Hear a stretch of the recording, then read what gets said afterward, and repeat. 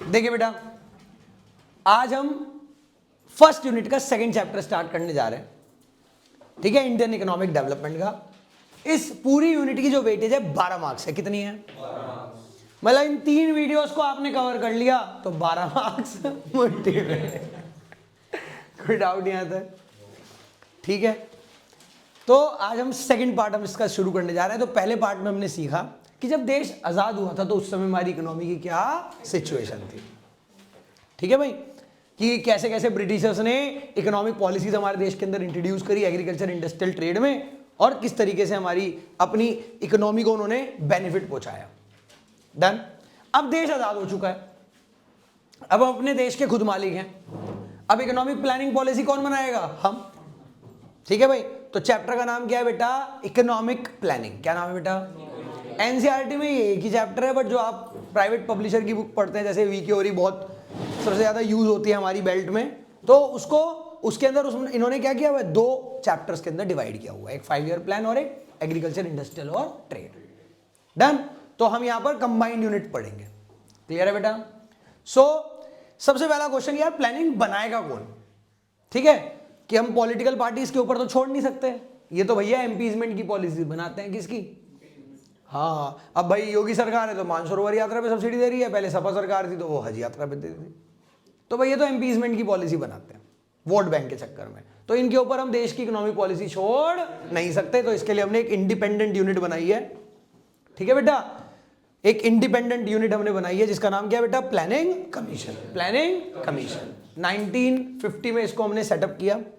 ठीक है भाई, तो हमने इसको रिस्पॉन्सिबिलिटी दी कि भैया आप इकोनॉमिक प्लानिंग पॉलिसी बनाओगे। सर ये इकोनॉमिक प्लानिंग होती क्या है? तो सर इकोनॉमिक प्लानिंग का मतलब है एक ऐसी प्रोसेस जिसमें हम रिसोर्सेज को, देश की रिसोर्सेज को यूटिलाइज करते हैं देश की जरूरतों के हिसाब से। Utilisation of nations resources according to national priorities, according to national. अब भाई डिफेंस में जरूरी तो डिफेंस में करेंगे, एजुकेशन में जरूरी तो एजुकेशन में करेंगे, इस तरीके से। ठीक है, और इसकी हमने जिम्मेदारी किसको दी? Planning commission. अब इसका चेयरमैन कौन होता है? तो इसका चेयरमैन, गलती से मेरी फोटो लगे चलिए ठीक है, गलती से लग गई है। चलिए, तो इसका चेयरमैन कौन होता है? जो भी करंट प्राइम मिनिस्टर होता है। कौन बेटा? Current prime minister. हाँ ठीक है, जैसे इस समय नरेंद्र मोदी जी हैं तो चेयरमैन कौन है? नरेंद्र मोदी जी। और फर्स्ट चेयरमैन कौन थे? जो फर्स्ट प्राइम मिनिस्टर थे, दैट इज पंडित जवाहरलाल नेहरू जी। कोई डाउट यहां तक? ठीक है, कोई क्वेरी यहां तक? तो अब जब हमने प्लानिंग बनानी शुरू करी तो हमने प्लानिंग बनाई बेटा 2 टाइप की, एक शॉर्ट टर्म और एक लॉन्ग टर्म। तो जो शॉर्ट टर्म हमने प्लानिंग बनाई उसे बोलते हैं 5 ईयर प्लान्स। क्या बोलते हैं? पंचवर्षीय योजनाएं। ठीक है बेटा, तो जो हमने पहला 5 ईयर प्लान बनाया वो 51 to 56, फिर बनाया सेकंड 5 ईयर प्लान 56 to 61, फिर 61 to and so on and so fourth. तो अगर आप ये देखोगे तो इसमें आपको दिखेगा यार ये ना बहुत क्या है, इसके अंदर एक तरीके से जो सीक्वेंस होनी चाहिए वो थोड़ी सी ब्रेक हुई भी है। तो बीच में बहुत सारी इकोनॉमिक इवेंट ऐसे हुए होंगे जिसकी वजह से 5 ईयर प्लान पूरी तरीके से इंप्लीमेंट नहीं हो पाए होंगे। जैसे इमरजेंसी लगा दी थी इंदिरा गांधी जी ने, है ना, इंडो चाइना वॉर हुई थी, तो उस बीच में कुछ 5 ईयर प्लान चले और कुछ नहीं चले। अच्छा कमाल की बात, इस चैप्टर में मैं ये नहीं पढ़ना कि हमने क्या 5 ईयर प्लान बनाए, इस चैप्टर में मैं ये पढ़ना है कि जो हमने 5 ईयर प्लान बनाया उसके थ्रू हम कौन से गोल्स अचीव करना। तो जो हमने फर्स्ट 5 ईयर प्लान बनाया उसके थ्रू हम गोल अचीव करना चाहते थे क्या बेटा? एग्रीकल्चर, कि एग्रीकल्चर को स्ट्रॉन्ग करना चाहते थे, हमारा फोकस एग्रीकल्चर पे था। सेकंड जो हमने 5 ईयर प्लान बनाया उसका फोकस था इंडस्ट्रियल। थर्ड जो हमने 5 ईयर प्लान बनाया उसका था हमारा ट्रेड। तो ऐसे हमने बहुत सारे प्लान बनाए। कोई डाउट? अब आए मोदी जी 2014 में, उन्होंने कहा क्या है ये 5 ईयर प्लान 5 ईयर प्लान। फिर 5 साल बाद हमसे पूछोगे, हम तो आए लंबे समय के लिए, अब की बार 400 पार है। तो सर ये क्या 5-5 साल बाद हमारे से पूछोगे आप? तो अब ये कोई 5 ईयर प्लान नहीं बनाएंगे, प्लानिंग तो फेल हो जाती है। पर नीति कभी फेल, नीति कभी फेल, पॉलिसी कभी फेल, तो उन्होंने प्लानिंग कमीशन का नाम बदल के रख दिया क्या बेटा? नीति आयोग। नाम बदल देते हैं वो सीधा। ठीक है बेटा, ये अभी 2017 में लगभग इन्होंने लास्ट 5 ईयर प्लान बना था, तो उसी के आसपास इन्होंने प्लानिंग कमीशन का नाम बदल के क्या रख दिया था? नीति आयोग। ठीक है ना, national institute for transforming India, national institute for transforming India. ठीक है भाई, कोई डाउट यहां तक? तो आखिरी जो प्लान चला है वो 2017 तक चला है, जो मनमोहन सिंह की सरकार में बनाया गया था 2012 में। तो उसका जो फोकस था वो था ओवरऑल इंक्लूसिव ग्रोथ। ओवरऑल आया समझ में? क्लियर है? तो पहले का एग्रीकल्चर, दूसरे का इंडस्ट्रियल, तीसरे का ट्रेड और आखिरी का ओवरऑल इंक्लूसिव ग्रोथ, और फिर तो नाम ही बदल दिया। डन बेटा, क्या रख दिया? National institute for transforming India. यहां तक कोई क्वेरी? फिर सर हमने कुछ लॉन्ग टर्म प्लान भी बनाए होंगे, तो मैंने अभी आपको समझाया, हम ये नहीं पढ़ रहे हमने प्लान क्या बनाए, हम ये पढ़ रहे हैं कि उस प्लान के थ्रू हम कौन से गोल्स अचीव करना।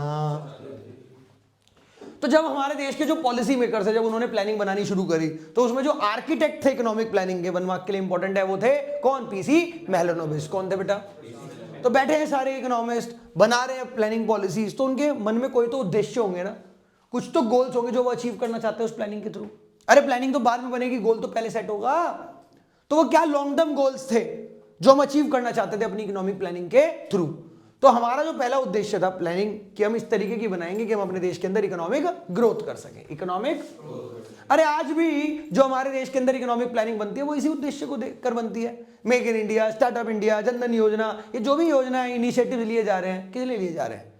जिससे इकोनॉमिक ग्रोथ हो सके। इकोनॉमिक ग्रोथ कैसे मेजर करोगे? जीडीपी से, जीडीपी को बढ़ाया जा सके, ज्यादा ज्यादा वैल्यू के गुड्स और सर्विस को प्रोड्यूस किया। अरे फिस्कल पॉलिसी बनाते टाइम भाई इकोनॉमिक पॉलिसीज का तो पार्ट है। मॉनेटरी पॉलिसी, ट्रेड, फॉरेन, ये जितनी भी पॉलिसीज बनाई जाएंगी, ड्राफ्ट करी जाएंगी, ये इसी ऑब्जेक्टिव को ध्यान में रखकर बनाई जाएंगी कि भैया इंडस्ट्री से टैक्स कम लो, उन पे खर्च ज्यादा करो, तभी तो जीडीपी बढ़ेगी। फिर हमारे कुछ और भी गोल्स थे। जब हमारा देश आजाद हुआ तो भैया फूड ग्रेन के लिए भी हम अमेरिका के ऊपर डिपेंडेंट थे, वो भी अमेरिका से आता था। जो वहां जानवरों को खिलाते थे ना, वो यहां भेज देते थे, रशिया और अमेरिका। आया समझ में? तो हमारा उद्देश्य था कि हमें सेल्फ रिलायंस तो होना ही है, हर चीज में आत्मनिर्भर तो बनना ही, हमें पहले सेल्फ सफिशिएंट होना है। सर एक क्वेश्चन तो यही आ जाता है, what is the difference between self sufficient and self reliance? तो सेल्फ सफिशिएंसी मतलब हो गया बेसिक नेसेसिटीज के लिए, है ना, फूड ग्रेन और इन सब के लिए, और सेल्फ रिलायंस हो गया टेक्नोलॉजिकल एडवांसमेंट, इनोवेशन में भी हम खुद अपने ऊपर डिपेंडेंट हो सके। अब बताओ, फूड ग्रेन तक तो वहां से आ रहा था, तो सेल्फ रिलायंस तो बहुत बात की बात थी, पहले तो हमें सेल्फ सफिशिएंट होना था। तो ये भी हमारा एक गोल था। ठीक है ना? क्लियर हो गया यहां तक? तो आप देखोगे जब हमने इकोनॉमिक प्लानिंग पॉलिसी बनानी शुरू करी ना, तो आप देखोगे कि हमने प्लानिंग इस तरीके की बनाई कि हम सेल्फ सफिशिएंट हो सके। कोई डाउट यहां तक? फिर हमारा उद्देश्य था कि हम स्टेबिलिटी भी लाएं। सर आपको पता है इकोनॉमी में कभी होती है महंगाई, कभी होती है मंदी, कभी इन्फ्लेशन, कभी डिफ्लेशन। अब इन्फ्लेशन कब होती है? जब लोगों का पैसा ज्यादा हो, तो वो डिमांड ज्यादा करते हैं, जिसके कारण प्राइस बढ़ जाते हैं। तो सरकार क्या करेगी? फिस्कल पॉलिसी इस तरीके की बनाएगी कि जिससे इन्फ्लेशन को कंट्रोल किया जा सके। टैक्स ज्यादा लेगी और खर्चे कम करेगी। अब खर्च कम करेगी तो पैसा कम आएगा, तो डिमांड कम करेंगे।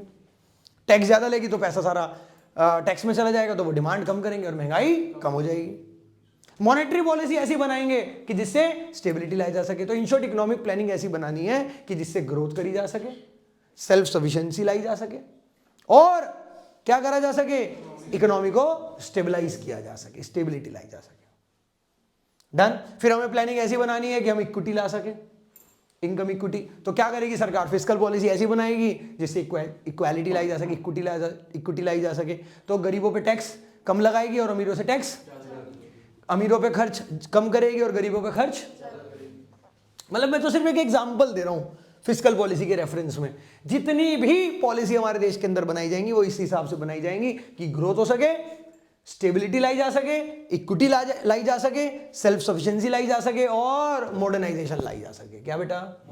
सर मॉडर्नाइजेशन सिर्फ नई टेक्नोलॉजी को अडॉप्ट करने से नहीं आती, ठीक है ना? मॉडर्नाइजेशन सोशल आउटलुक को भी चेंज करना पड़ेगा, क्योंकि हमारी बहुत पैराडॉक्स थिंकिंग थी, पुरातन सोच थी, ठीक है ना? जैसे है ना, फीमेल का पार्टिसिपेशन बहुत कम था, तो धीरे धीरे हमने करा। देखो जेंडर इक्वालिटी लाए हैं, है ना, बेटी बचाओ बेटी पढ़ाओ जैसे हमने इनिशिएटिव्स लिए। तो मॉडर्नाइजेशन हमें दोनों तरीके से लेकर आनी थी। ये भी हमारा एक क्या था? लॉन्ग टर्म गोल था इकोनॉमिक प्लानिंग का, कि प्लानिंग हमें ऐसे करनी है कि ग्रोथ करी जा सके, मॉडर्नाइजेशन लाई जा सके, स्टेबिलिटी लाई जा सके, इक्विटी लाई जा सके, सेल्फ सफिशिएंसी अचीव करी जा सके। और भी बहुत थे, पर ये 5 मेन थे। और भी थे, एम्प्लॉयमेंट जनरेट, रीजनल बैलेंस, ये भी थे। कोई डाउट यहां तक? क्लियर हो गया? फिर बात करी गई कि यार जब हम प्लानिंग बना ही रहे हैं तो अब ये भी तो सोचना पड़ेगा कि हम अपनी इकोनॉमी कैसी चाहें। तो अब नेहरू जी पूछने लगे भाई क्या करें भाई, कैसी बनाएं इकोनॉमी?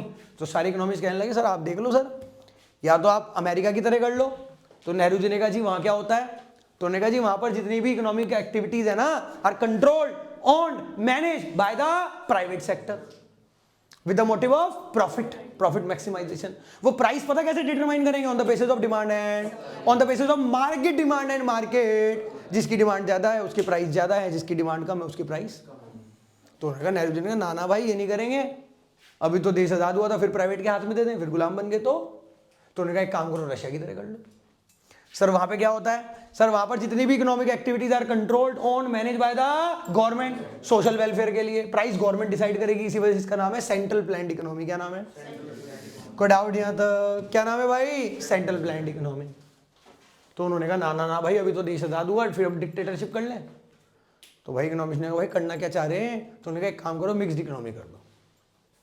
अब देख लो, हमारे यहाँ प्राइवेट स्कूल भी हैं और गवर्नमेंट स्कूल भी हैं। प्राइवेट वाले प्रॉफिट कमाने के लिए कर रहे हैं और गवर्नमेंट वाले सोशल वेलफेयर। प्राइवेट हॉस्पिटल भी है, गवर्नमेंट हॉस्पिटल भी है। तो यहाँ पर जितनी भी इकोनॉमिक एक्टिविटीज है are controlled on manage by the both sectors, private as well as government. दोनों अपने अपने मोटिव पूरे कर रहे हैं। डन? क्लियर है? तो ये हमारी गोल्स थे जो हम अचीव करना चाहते थे 5 ईयर प्लान के थ्रू और लॉन्ग टर्म प्लानिंग के थ्रू। क्लियर है? तो हमने टाइप्स ऑफ इकोनॉमी पढ़ा दिया आपको। हमने कौन सी अडॉप्ट करी? मिक्स्ड। अमेरिका में कैपिटलिस्ट है ना, मार्केट इकोनॉमी। डन? और चाइना के अंदर socialist, central planned economy. Done? अब सर क्या क्या प्लानिंग करी हमने? तो अगर हम बात करें एग्रीकल्चर की, किसकी? तो एग्रीकल्चर में हमने 2 काम करे। पहला, हमने एक तो लैंड रिफॉर्म लेकर आए। हम क्या लेकर आए? है ना, क्योंकि सर इक्विटी लानी थी। अब हो क्या रहा था, जब देश आजाद हुआ तो जमीनें क्या थी? ब्रिटिशर ने जमींदार बनाए हुए थे। क्या बनाए हुए थे? है ना, तो किसी पे जमीनें थी तो बहुत थी और किसी पे थी नहीं तो नहीं थी। तो हमें इक्विटी लानी थी, तो हम लैंड रिफॉर्म लेकर आए। रिफॉर्म मतलब चेंजेस जो लैंड से रिलेटेड थे। तो लैंड रिफॉर्म मतलब changes in the ownership of land, changes in the ownership of. तो पहले हमने इस जमींदारी सिस्टम को अबॉलिश किया कि अब कोई भी किसी को रेंट नहीं देगा। दूसरा, हमने लैंड सीलिंग किया। किसी पे जमीनें ज्यादा थी, किसी पे कम, तो हमने लैंड सीलिंग करी। हमने एक maximum size of land fix कर दिया जो एक इंडिविजुअल अपने नाम पर एक्वायर। बट ये सही से इंप्लीमेंट नहीं हो भाई, किसी ने बीवी के नाम कर दिया, नौकरों के नाम कर दिया, तो बहुत सारी प्रॉब्लम्स आई। तो ये एक बड़ा काम करा। बट हमारे और भी तो उद्देश्य थे जो हम अचीव करना चाहते थे। गोल्स क्या? ग्रोथ लाना चाहते थे, मॉडर्नाइजेशन। तो हमने क्या करा? हमने एक स्ट्रेटेजी बनाई, नेशनल एग्रीकल्चरल स्ट्रेटेजी, 1965 के आसपास, मिड 60s में। और हमने अपने फार्मर्स को बोला कि यार आप शिफ्ट हो जाओ। किस पे? ट्रेडिशनल अप्रोच से मॉडर्न अप्रोच पर। आप जो फार्मिंग कर रहे हो ना, आप वो फार्मिंग है ना, आप केमिकल सीड्स की मदद से करो जो हमने डेवलप करे हैं, that is HYV seeds, high yielding variety. ये मिरेकल सीड बोले जाते हैं, जादुई सीड। ये कम टाइम में ज्यादा पैदावार देते हैं। आया समझ में? तो आप शिफ्ट हो जाओ ट्रेडिशनल से मॉडर्न अप्रोच पे, है ना, केमिकल फर्टिलाइजर और पेस्टिसाइड्स की मदद से आप करो। अब इसकी मदद से हुआ क्या? जो देश अभी तक दूसरे देशों पे डिपेंडेंट था फूड ग्रेन के लिए, उसकी प्रोडक्टिविटी इतनी बढ़ गई कि ना सिर्फ वो आपकी जरूरत पूरी कर पा रहा था, वो फ्यूचर के लिए भी स्टॉक कर पा रहा था, जिसे हम बोलते हैं बफर स्टॉक, फ्यूचर अनसर्टेनिटी के लिए, फेमाइन वगैरह, सूखे वगैरह के लिए। ठीक है, इतनी बढ़ गई कि फार्मर अपनी जरूरत तो पूरी कर ही रहा था, उसके बाद तब भी बच जाता था मार्केट में बेचने। उसे बोलते हैं marketable surplus, the proportion of output जो बच जाता था after self consumption for the resale. आया समझ में? अब जब बेचेंगे तो उनका स्टैंडर्ड ऑफ लिविंग भी बढ़ेगा। बढ़ेगा नहीं बढ़ेगा? पहले तो मजबूरी थी, सबको उगाना पड़ता था क्योंकि कम उगता था। अब ऐसी कोई मजबूरी, क्योंकि बहुत सप्लाई है, तो अब दूसरे फिर कुछ और उगाना, तो कमर्शियलाइज होना शुरू हो गया, कैश क्रॉप उगानी उन्होंने शुरू कर दी। आया समझ में? प्रोडक्टिविटी इतनी बढ़ गई कि बफर स्टॉक मेंटेन होने लगा, मार्केट में बेचने लगे, स्टैंडर्ड ऑफ लिविंग इंप्रूव होने लगा, फिर कैश क्रॉप उगाने लग गई क्योंकि अब ऐसी कोई मजबूरी नहीं है फूड क्रॉप उगाने की, क्योंकि अब तो काफी उग रहा है, पहले तो कम उगता तो सबको उगाना पड़ता था। तो ये सारे फायदे हुए। इसी वजह से इसका नाम क्या रखा हमने? ग्रीन रिवोल्यूशन, हरित क्रांति। मतलब पूरा ट्रांसफॉर्म कर दिया एग्रीकल्चर सेक्टर को with the help of HYV seeds. और इसके जो कर्ता धर्ता थे वो कौन थे भाई? MS स्वामीनाथन, जिन्हें इस बार है ना भारत रत्न भी मिला है, तो काफी इंपॉर्टेंट है। ठीक है, MS स्वामीनाथन। अच्छा, ये ना सिर्फ व्हीट और राइस के लिए था। किसके लिए? अगर हम फूड क्रॉप की बात करें, कैश क्रॉप में कॉटन और जूट के लिए। अच्छा, इसे फर्स्ट फेज में तो इंट्रोड्यूस किया गया था जो एग्रीकल्चर डोमिनेटिंग स्टेट थी, लाइक पंजाब, हरियाणा, उत्तर प्रदेश, और सेकंड फेज में रेस्ट ऑफ द कंट्री में, रेस्ट ऑफ द। हाँ, वो अलग बात है, वो सही से इंप्लीमेंट। चलो सर, फायदे तो हैं पर सर दिक्कतें भी तो हैं इससे। सर बिल्कुल है। क्या दिक्कत है? क्योंकि सर ये केमिकल है, केमिकल सीड्स हैं, केमिकल फर्टिलाइजर पेस्टिसाइड चाहिए इनका यूज करने के लिए, तो इससे लैंड की जो फर्टिलिटी है, जो सोइल की फर्टिलिटी है वो खराब होगी। अब होता क्या था, इनमें ना स्मेल होती थी जिससे कीड़े अट्रैक्ट होते, तो पेस्ट अटैक हो जाता था। अब जो रिच फार्मर है वो तो अफोर्ड कर पाते थे पेस्टिसाइड्स, पर जो पुअर फार्मर है वो अफोर्ड, तो उनकी जो पहले फसलें हो जाती थी वो भी नहीं होती, क्योंकि HYV सीड तो फ्री में बांट दिए, उगा लिए, उसमें कीड़े लग गए, जो पहले हो जाती थी ऑर्गेनिकली वो भी नहीं हुई, वो कीड़े खा गए, तो इनकम इनइक्वालिटी बढ़ गई। क्या बढ़ गई? तो सरकार ने कहा यार अब क्या करें, तो सरकार ने एक समाधान निकाला, सब्सिडी, जिससे इनकम इनइक्वालिटी को कम किया जा सके, क्योंकि रिस्की है ना, तो फाइनेंशियल हेल्प प्रोवाइड करती है सरकार, फाइनेंशियल असिस्टेंस प्रोवाइड कराती है फार्मर्स को। तो सब्सिडी मतलब financial assistance given by the government. अब इसमें भी समस्या, सब्सिडी में भी है ना, कोई डाउट यहां तक? सब्सिडी में भी समस्या आती थी, करप्शन वगैरह होती थी, सिर्फ रिच फार्मर्स को बेनिफिट होता था। जैसे LPG सिलेंडर का एग्जांपल है कि भाई सरकार ने तो मान लो सिलेंडर वाली कंपनी से पूछा, हाँ भाई कितने का देना है, कह रहा जी 1000 रुपए का, तो उन्होंने कहा ऐसा मत करो भाई, सारे नहीं खरीद पाएंगे, तुम एक काम करो 600 का बेच दो, 400 हमारे से ले लेना। सरकार ने उन्हें दे दिया। अब क्या हुआ, अब अमीर गया, उसे तो 1000 का पड़ेगा, उसे तो नहीं मिलेगी सब्सिडी, तो उसने कहा 800 रुपये पकड़, ठीक है। अब कंपनी क्या कहेगी, यार ये बढ़िया है यार, मैं दिखा दूंगी बिल में 600 कि गरीब को दिया, बेच दे तू इसको 800 रुपये में, 200 रुपये की ब्लैक मनी हो गई, तो उसे 200 रुपये बच गए और उसे 200 रुपये सस्ता पड़ गया। जब गरीब लेने जाता तो कहता था खत्म हो गया। अरे कैसे खत्म हो गया भाई, जब बना हमारे लिए तो लाइनें लगी रहती थी 2014 से पहले सिलेंडर्स के लिए, तो यही तो होता था। अब तो खैर सब्सिडी डायरेक्ट अकाउंट में आती तो ये प्रॉब्लम खत्म हो गई। आ रहा है समझ में? तो पहले सिर्फ फायदा रिच को मिल रहा था। तो क्या सब्सिडी देनी चाहिए नहीं देनी चाहिए? तो आर्ग्यूमेंट हमेशा रहती थी कि आप फेवर में हो या अगेंस्ट में। तो बेटा ना देना तो समाधान नहीं है, देना तो पड़ेगा, वरना इक्वालिटी आएगी नहीं। हाँ, तो हम क्या कर सकते हैं, पॉलिसीज अच्छे से बना सकते हैं जिससे बेनिफिट रिच को ना मिलकर पुअर को मिले। और देखो आज हुई ऐसा रहा है, जनधन योजना के अकॉर्डिंग उसके कारण अकाउंट्स ओपन हो गए हैं, तो डायरेक्ट बेनिफिट किसको मिल रहा है? जो नीडी मेंबर है, जो नीडी है या जो लोअर इनकम फैमिली है उनको। तो बीच में एलिमिनेट कर दिया। क्या कर दिया?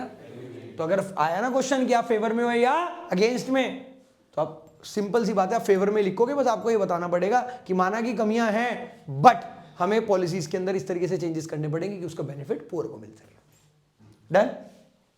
सिमिलरली हमने इंडस्ट्रियल सेक्टर के अंदर भी दो चीजें इंट्रोड्यूस करी। पहला 1956 के अंदर हमने इंडस्ट्रियल पॉलिसी रिजोल्यूशन इंट्रोड्यूस करा।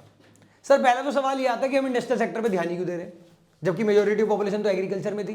तो भाई देना पड़ेगा, क्योंकि इंडस्ट्रियल सेक्टर इकलौता एक ऐसा सेक्टर होता है बेटा जो स्टेबल इंप्लॉयमेंट प्रोवाइड कराता है। एग्रीकल्चर तो रिस्की है, बारिश हुई नहीं हुई, फसल ज्यादा हो गई कम हो गई दिक्कत। यहाँ तो स्टेबल इंप्लॉयमेंट है, यहाँ नहीं बिकेगा कहीं और बिकेगा, बन रहा है काम, जब मर्जी सप्लाई बढ़ा लो घटा लो। मॉडर्नाइजेशन आपके देश के अंदर तभी आएगी, स्टैंडर्ड ऑफ लिविंग आपके देश के अंदर तभी बढ़ेगा, इकोनॉमिक ग्रोथ तभी होगी जब इंडस्ट्रियल अच्छा होगा। तो इसलिए हमें ध्यान तो देना पड़ेगा। तो जब हमने सेकंड 5 ईयर प्लान बनाया 1956 में, तो हमारा सारा फोकस एग्रीकल्चर से शिफ्ट होकर कहां पे आ गया था? इंडस्ट्रियल। तो हमने पॉलिसी इंट्रोड्यूस करी, इंडस्ट्रियल पॉलिसी रिजोल्यूशन 1956। इसमें हमने क्या करा, इंडस्ट्रीज को 3 कैटेगरी में कैटेगराइज करा। कितनी कैटेगरी में? इंडस्ट्रीज को 3 कैटेगरी में हमने कैटेगराइज करा। पहली कैटेगरी में हमने वो सारी इंडस्ट्रीज को कैटेगराइज करा which is 100% controlled owned manage by the government. लगभग 17 इंडस्ट्रीज हमने इसके अंदर कैटेगराइज करी थी, रेलवे, डिफेंस, एटॉमिक, है ना, ये सब। सेकंड कैटेगरी के अंदर हमने लगभग 12 इंडस्ट्रीज को कैटेगराइज करा था which is controlled manage by both private as well as government, but leading role government play करती थी। लीडिंग रोल क्योंकि प्राइवेट के पास पैसा था नहीं, और जिनके पास था वो करना नहीं चाहते थे क्योंकि देश गरीब था। किसके लिए बनाए? तो अगर कभी क्वेश्चन आ जाए ना, why government play a leading role in industrial sector, तो आप यही लिख के आओगे। डन। तो 12 इंडस्ट्रीज को हमने कैटेगराइज करा। लीडिंग रोल गवर्नमेंट प्ले करेगी, मोर देन 51% शेयर गवर्नमेंट के होंगे और लेस देन 49% प्राइवेट के होंगे, सपोर्टिंग रोल प्राइवेट। और फिर जो बची कुछ रहेगी थी वो थर्ड कैटेगरी में डाल दी थी, जैसे एंटरटेनमेंट, है ना, आपका टूरिज्म, ये सब, हॉस्पिटैलिटी, ये सब, ठीक है। बट वो अपनी मनमानी ना करें तो उनके ऊपर भी लगाम लगा दी थी। क्या? Industrial licensing system. क्या? परमिट राज सिस्टम। इंडस्ट्री खोलनी है तो लाइसेंस, लोकेशन बदलनी है तो लाइसेंस, नया प्रोडक्ट ऐड करना है तो लाइसेंस, अरे इवन एक्सपेंड करना है तो लाइसेंस। भाई साहब चप्पलें घिस जाती थी, लाइसेंस नहीं मिलते थे। आ रहा है समझ में? चप्पलें घिस जाती थी, लाइसेंस नहीं मिलते थे। तो इतनी रेस्ट्रिक्टिव पॉलिसीज हमने बनाई। तो बताओ ऐसे इकोसिस्टम में कौन रहना चाहेगा भाई? अरे आज की एग्जांपल ले लो, आज भी 2006 में जब फ्लिपकार्ट इंट्रोड्यूस हुई थी सचिन बंसल बिन्नी बंसल ने, तो उसे रजिस्टर्ड कहाँ कराया? सिंगापुर में। तो आज की बात है, एक होटल खोलना हो आज 5 स्टार तो 140 अप्रूवल लेने पड़ते हैं। कितने? बताओ कौन कहाँ से कर लेगा? तो ऐसा इकोसिस्टम होगा तो प्रॉब्लम तो आएगी। बताऊंगा नेक्स्ट चैप्टर में क्या प्रॉब्लम आई। आया समझ में? क्लियर है? तो पहली में 17, दूसरी में 12 और तीसरी में सारी प्राइवेट को दे दी, उनके ऊपर लगाम लगा दी इंडस्ट्रियल लाइसेंसिंग। सर क्यों लगाई? सर 2 रीजन थे। पहला, प्राइस और क्वांटिटी को कंट्रोल में रखने के लिए। मान लो कि चीज की सप्लाई ज्यादा होगी तो उसके प्राइस बहुत कम हो जाएंगे, तो सरकार उस चीज के लाइसेंस देना, और की चीज की सप्लाई कम होगी उसके प्राइस, तो उसके लाइसेंस बांटना, जिससे प्राइस और क्वांटिटी को कंट्रोल किया जा सके। दूसरा, रीजनल बैलेंस लाया जा सके। क्या? जिसे देखो इंडस्ट्री डेवलप्ड इलाकों में खोलने की सोच रहा है, और क्यों ना सोचे, जब इतना पैसा लगा रहे हैं तो उसे चाहिए नहीं इंफ्रास्ट्रक्चर, जहां अच्छा होगा वहीं तो लगाएगा। तो सर इनका क्या होगा जो अंडर डेवलप्ड इलाके हैं, बिहार, छत्तीसगढ़, झारखंड? तो सरकार ने इंडस्ट्रियल लाइसेंसिंग इसलिए इंट्रोड्यूस करा था, तुम लाइसेंस लेने आ रहे महाराष्ट्र के लिए, तमिलनाडु के लिए, आंध्र प्रदेश के लिए, चक्कर कटवाए जा रहे। तुम लाइसेंस लेने आ रहे बिहार, झारखंड के लिए, तुम्हें एकदम से मिल रहा, तो लोगों को समझ में आ गया कि भाई अगर अंडर डेवलप्ड इलाकों के लिए लाइसेंस लेना है तो एकदम से मिल जाएगा। तो जिससे रीजनल बैलेंस किया जा सके। क्या किया जा सके? तो ये किया। अच्छा सर, ट्रेड सेक्टर में क्या किया वो भी हम डिस्कस करेंगे। एक और चीज हमें डिस्कस करनी है इसके अंदर, क्या? Small scale industry. सर देखो, मेजॉरिटी ऑफ पॉपुलेशन कहां पे थी हमारी? रूरल एरियाज में। अब इंडस्ट्रीज को हम रूरल एरिया में ले जा नहीं सकते क्योंकि वहां इंफ्रास्ट्रक्चर नहीं है, उन्हें हम अर्बन एरिया में ले जा नहीं सकते, तो कुछ तो हमें करना पड़ेगा। तो उसका सबसे बड़ा समाधान था स्मॉल स्केल। ठीक है, तो एक हमने इसके लिए मिनिस्ट्री तक बनाई हुई है अलग से, जैसे फाइनेंस मिनिस्ट्री होती है ना, रेलवे होती है, वैसे इसके लिए भी बनी हुई है, micro small medium enterprises ministry बनी हुई है पूरी। एक्ट तक बना रखा है हमने 2006 के अंदर, micro small medium enterprises development act, जिसके अंदर हमने स्मॉल स्केल इंडस्ट्री को डिफाइन किया हुआ है कि वो इंडस्ट्री जिसको सेटअप करने में, जिसकी प्लांट एंड मशीनरी में इन्वेस्ट करने में 5 करोड़ से कम का खर्चा आता है, उसे हमें स्मॉल स्केल, पहले 1 करोड़ था, अब ये 5 करोड़ है। अब कितना है? तो उस इन्वेस्टमेंट लेस देन 5 करोड़। आया समझ में? अब क्योंकि ये स्मॉल स्केल है, क्योंकि ये स्मॉल स्केल है, तो ऑब्वियस सी बात है कैपिटल इंटेंसिव टेक्निक का तो इस्तेमाल होता नहीं होगा। किसका होता होगा? लेबर इंटेंसिव का। किसका? लेबर इंटेंसिव का। तो लोकेशनल फ्लेक्सिबल है, इसे आसानी से आप रूरल एरिया में सेटअप कर, जहां बिजली नहीं है, सड़कें नहीं है, आसानी से कर सकते हो। क्योंकि लेबर इंटेंसिव है तो एम्प्लॉयमेंट जनरेट होगा, रूरल एरिया में सेटअप कर पाओगे तो रूरल डेवलपमेंट होगा। आ रहा है समझ में? तो ये सारे फायदे होंगे भाई। क्लियर है यहां तक? और बेटा जब छोटी छोटी शुरू होंगी वही तो बड़ी बन जाएंगी। 1500 रुपए से स्टार्ट करा था लिज्जत पापड़, आज 1500 करोड़ की कंपनी है औरतों ने जो शुरू किया था गुजरात की। तो ये सीड्स ले डाउन करते हैं for the large scale industry. समझ रहे हो? तो ये सारे फायदे हैं इसके स्मॉल स्केल इंडस्ट्री के, है ना। एम्प्लॉयमेंट जनरेट होगा, रूरल डेवलपमेंट होगा। ठीक है भाई, क्लियर है यहां तक? ये सारे इसके बेनिफिट है। डन। सर प्रॉब्लम्स क्या है? प्रॉब्लम भी है क्योंकि यार ये स्मॉल स्केल है, क्योंकि ये तो इनके पास फाइनेंस की कमी है, इनके मार्केटिंग नहीं आती, स्टैंडर्डाइज नहीं होता इनका प्रोडक्ट, कंपटीशन नहीं फेस कर पाते लार्ज स्केल से। वो इकट्ठा खरीदते हैं रॉ मटेरियल, थोड़ा खरीदते हैं, इन्हें महंगा पड़ता है, कभी कभी मार्केट में स्टॉक आउट हो जाता है। तो फिर सरकार ने कुछ मेजर्स लिए। क्या लिए? इन्हें फाइनेंस अवेलेबल कराया, इन्हें एक्सपोर्ट करने में हेल्प करी, इन्हें एडवाइजरी प्रोवाइड करी, गाइडेंस प्रोवाइड करी। और सबसे बड़ा पता क्या मेजर लिया? कुछ प्रोडक्ट रिजर्व कर दिए कि ये सिर्फ और सिर्फ स्मॉल स्केल इंडस्ट्री ही बना। अब एक स्मॉल स्केल इंडस्ट्री का कंपटीशन सिर्फ एक स्मॉल स्केल इंडस्ट्री के साथ है, तो मैटर ही खत्म हो गया। मना ही कर दिया कि आप बना ही, तो बस मैटर ही खत्म हो गया। लेवल ग्राउंड कर दिया। समझ रहे हो? कोई डाउट यहां तक? तो ये 2 सरकार ने बड़े मेजर लिए, रिजर्व कर दिया, फाइनेंस अवेलेबल करा दिया, है ना, टेक्नोलॉजी इंपोर्ट करने में हेल्प कर दी सब।